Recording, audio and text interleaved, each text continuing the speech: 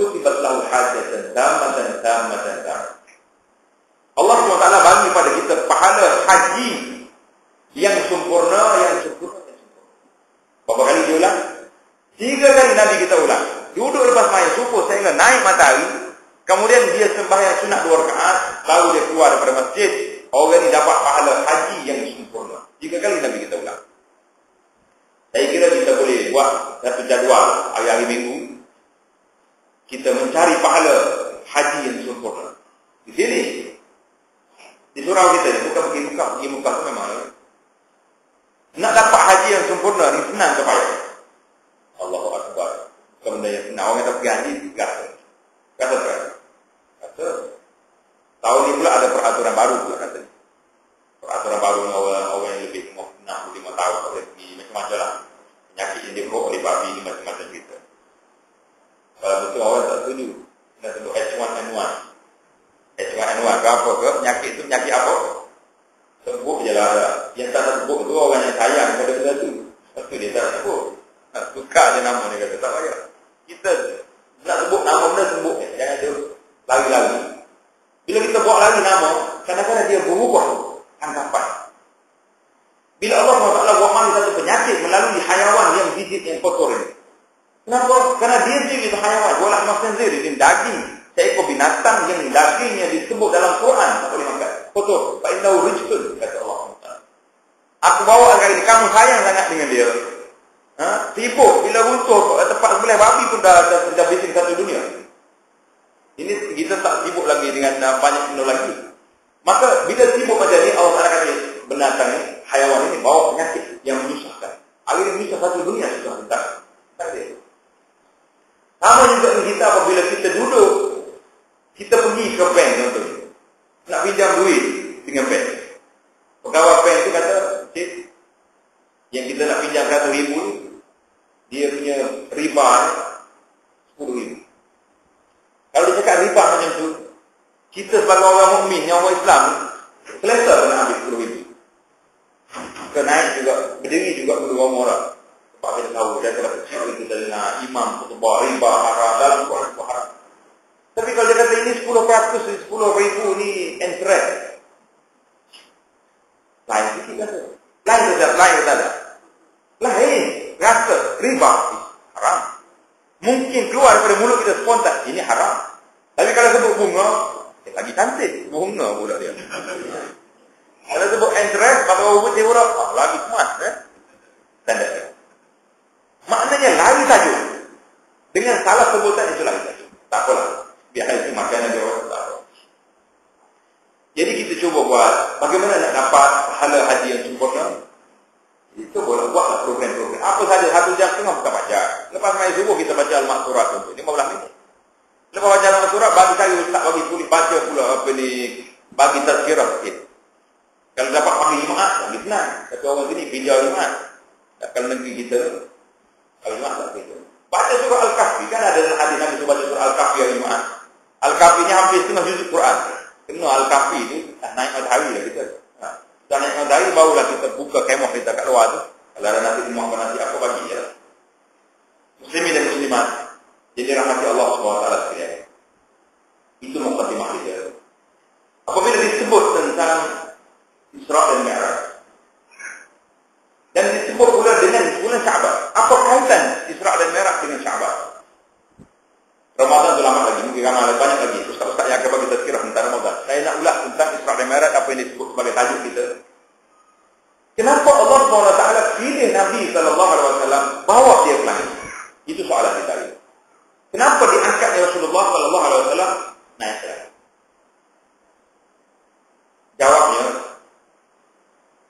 waktu Nabi SAW berada di Makkah Mukarramah. 10 tahun Nabi kita berdakwah. Nabi kita diancam. Nabi kita SAW di apa ni? Berbagai-bagai ancaman daripada pihak Quraisy untuk menggagalkan dakwah Nabi SAW. Sehinggalah pada peringkat akhir, pada tahun itu tahun duka cita dia. Waktu Nabi SAW berada dalam keadaan susah hati.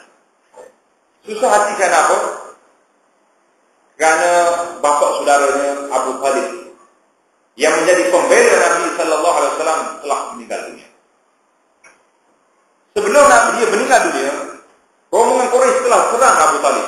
Hari-hari mari mengadu kepada Abu Talib, Abu Talib, anak saudara kamu Muhammad, hari-hari dia hentak Tuhan kami.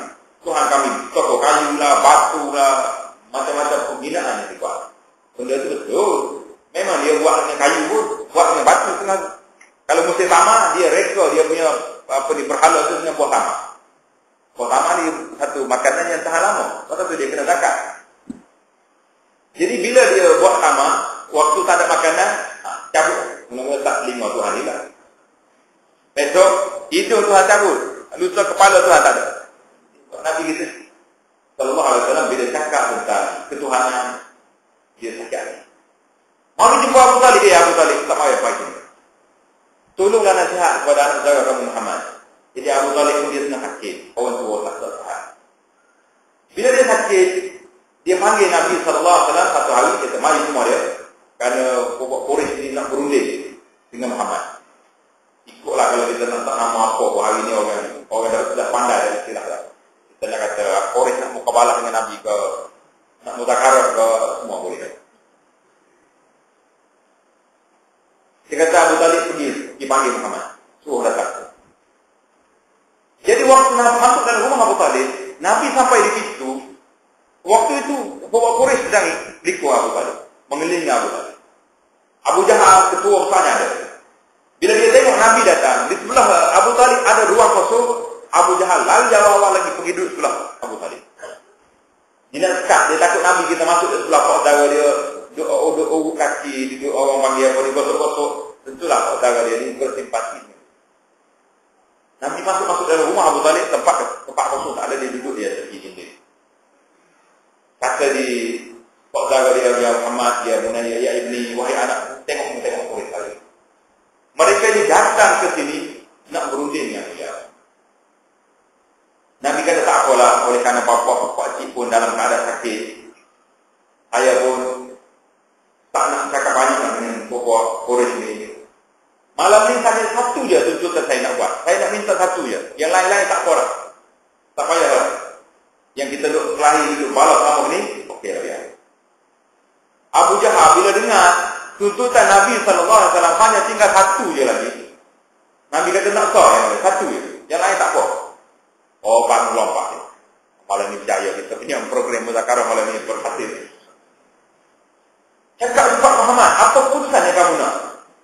Kata Nabi SAW satu je dia. Aku nak kamu semua ni Quraisy, kamu kata la ilaha illallah Muhammadur Rasulullah. Abu Jahal bangun tunggil. Dia kata inilah yang kita berperang selama ini ya Muhammad. Inilah kita balas sama itu. Kalau hak ni kamu tak ada. Muzakarah kita gagal. Tak payah itu bicara. Jadi kesimpulan hari demi hari Abu Talib semakin sakit. Orang kafir Quraisy tunggu rumah Abu Talib tak lepas. Setiap kali Nabi kita datang, saudara dia ada je kepala ni gangsta Mekah duduk di sini. Bila Nabi kita nak ajar saudara dia dekat nak mati, ya ammi kata Nabi sallallahu alaihi wasallam, kata la ilaha illallah kalimatun uhajju laka min indallah. Pasti kata la ilaha illallah ni satu kalimah yang saya nak berhujah depan Allah untuk menyelamatkan pak cik daripada neraka. Abu Talib nak kata segala Quraisy kat belakang Abu Talib ingat kita punya perjuangan. Ingat perjuangan Abu Talib paling ini pada tak kata juga. Ulang kali dia jawab kepada Nabi sallallahu alaihi wasallam, "Wa ana ala millati Abdul Muttalib." Dia kata, "Ya Muhammad, aku ikut agama tok kamu Abdul Muttalib." Tak mau kata la ilaha illallah. Mati dia. Bila mati Abu Talib, pak saudara dia yang lain nama dia Al-Abbas. Abbas ni masuk Islam. Di antara pak saudara dia Islam nama Abbas. Abbas kata, "Ya Muhammad, apa yang kamu buat pada pak saudara kamu? Yang telah membela kamu daripada budak sampai ke dia mati, dia bela kamu. Apa yang kamu buat?" Kata Nabi sallallahu alaihi wasallam, "Ya ammi, ya Abbas, aku hanya mampu berdoa kepada Allah SWT minta dikurangkan azab dan Abu Talib dikurangkan azab yang berbanding dengan kafir lain. Hanyalah diletak kaki dia dalam air yang sampai ke buku lali, tapi panasnya letak sampai ke otak. Nak banding orang lain maksudnya nak kata dia ni duduk tepi je. Tapi walaupun macam mana kata Nabi sallallahu alaihi wasallam tepi pun panasnya sampai ke otak. Baiklah.